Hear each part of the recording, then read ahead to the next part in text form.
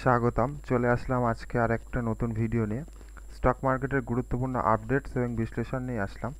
চলুন দেখে নিই আজকে শুরুর দিকে বাজারের অবস্থা কেমন ছিল। প্রথমেই যায় নিফটি ফিফটি। নিফটি ফিফটি আজকে একটা ভীষণ ভালো মুভমেন্ট দেখিয়েছে। মোটামুটি 400 থেকে 445 পয়েন্ট মতন নিফটি প্রায় 1.87% কাছাকাছি মুভমেন্ট দেখিয়েছে। কালকে যে আলোচনা করেছিলাম যে মার্কেট ট্রেন্ডের দিকে আছে, তো দেখা যাক। তো দেখি কালকের কোথায় সাপোর্ট আর রেজিস্ট্যান্সটা আমরা পাচ্ছি। তো প্রথমে যে আমরা সাপোর্টের প্রথম যে সাপোর্টটা পাচ্ছি, সেই সাপোর্টটা মোটামুটি 23,908-এ আমরা একটা সাপোর্ট পাচ্ছি। সাপোর্ট টু যেটা পাচ্ছি সেটা 23,570-72 এখানে একটা সাপোর্ট আছে। এটা খুবই স্ট্রং একটা সাপোর্ট হওয়া উচিত, কেননা এর পরে পড়লে কিন্তু অনেক আরও কন্টিনিউ পড়বে। আর উপরের যদি রেজিস্ট্যান্সের কথা বলি, তবে রেজিস্ট্যান্স যেটা প্রথমেই আমরা পেয়ে যাচ্ছি 24,320, এই জায়গাটায় কিন্তু একটা ভালো রেজিস্ট্যান্স রয়েছে। আর আপনার যে সেকেন্ড রেজিস্ট্যান্সটা পাচ্ছি এটা কিন্তু 24,500 থেকে 24,510-20 এই লেভেলটাও কিন্তু একটা স্ট্রং রেজিস্ট্যান্সের কাজ করবে। তো দেখা যাক কালকেও হিসেব মতন কিন্তু মার্কেট একটু পজ কিংবা বুলিশ হওয়ার কথা রয়েছে। নেগেটিভ আমি কিন্তু এখন দেখতে পাচ্ছি না। তো এরপরে আমরা যেটা দেখব সেটা হচ্ছে ব্যাংক নিফটি। ব্যাংক নিফটি আজকেও একটা ভালো মোমেন্টাম দেখিয়েছে।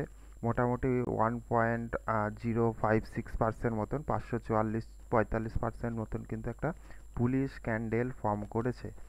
আপনার যে রেজিস্ট্যান্স এবং সাপোর্ট কালকে কেটে দিয়েছিলাম, কিন্তু সেই সাপোর্ট নিয়ে কিন্তু মার্কেট ওপরে গিয়েছে। তো আমরা যে প্রথম যে সাপোর্টটা দেখতে পাচ্ছি সেটা হচ্ছে আপনার 51, 170, 75-এ কিন্তু একটা সাপোর্ট রয়েছে।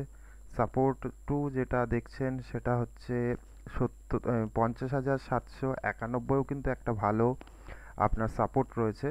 আর নিচে কিন্তু এই যে লেভেলটা আমি এখান থেকে কেটে রেখেছি, এই যে লেভেলটা 50,400, এই লেভেলটা কিন্তু ভেঙে গেলে নিচের দিকে কন্টিনিউ করবে মার্কেট।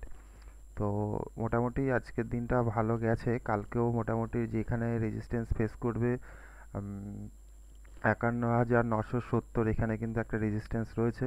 এটা কালকেও এই রেজিস্ট্যান্সটা ছিল, এখনও সেটা ফর্ম করবে। আর দ্বিতীয় যে রেজিস্ট্যান্সটা রয়েছে আপনার মোটামুটি 52,100-110-20, এই লেভেলটাও কিন্তু একটা ভালো রেজিস্ট্যান্স। এখানে গিয়ে কিন্তু মার্কেট আবার সাইডওয়েজ হয়ে যাওয়ার সম্ভাবনা রয়েছে। তো এই ব্যাংক নিফটি মোটামুটি আজকে একটা ভালো রিকভারি গেছে, সবথেকে ভালো হয়েছে নিফটিতে। তো এবার দেখে নিই এফআইআই ডিআইআই এর ডেটাটা কতটা কি সেল করেছে আর কি বাই করেছে। দেখি ডিআইআই যেটা আপনারা দেখতে পাচ্ছেন, একটুখানি ওয়েট। আর ডিআইআই যেটা দেখতে পাচ্ছেন 2রা জানুয়ারি 2025, বাই ভ্যালু দেখছি ডিআইআই 14,176.58 কোটি টাকা। আর সেল ভ্যালু যেটা দেখছি 14,154.44 কোটি টাকা। মোটামুটি 22.14 কোটি টাকার কিন্তু এটা পজিটিভে আছে ডিআইআই বাইং ভ্যালু। আর হচ্ছে এফআইআর বা এফপিআই, এরা কিন্তু 2 তারিখে যেটা বাই করেছে 13,402.85 কোটি টাকা, সেল করেছে 11,896.10 কোটি টাকা। এরা মোটামুটি কালকে যেমন একটা নেগেটিভ একটা সেলিংটা বেশি ছিল, আজকে কিন্তু তারা একটু কিনেছে 1,506.75 কোটি টাকা। মোটামুটি বলা যায় যে এফআইআই মার্কেটে ফিরছে। হয়তো ওই দেখা যাক কালকের মার্কেটটা কি হয়। তবে মোটামুটি বলা যেতে পারে যে কালকে গ্রিনেই থাকবো আমরা। দেখার বিষয় সেটা হচ্ছে, দেখুন রিলায়েন্স ইন্ডাস্ট্রি যেমন 1.68% বেড়েছে, প্রায় 20.55 টাকা। আর একটা ভালো মুভ যেটা আমি দেখছিলাম, এই যে ইনফোসিস কিন্তু একটা 4%-এর ভালো মুভ দেখিয়েছে। এরপরে LIC, ITC, Hindustan Unilever, Bajaj finance, Maruti Suzuki দেখুন প্রায় 5.65% কিন্তু আজকে আপ গেছে।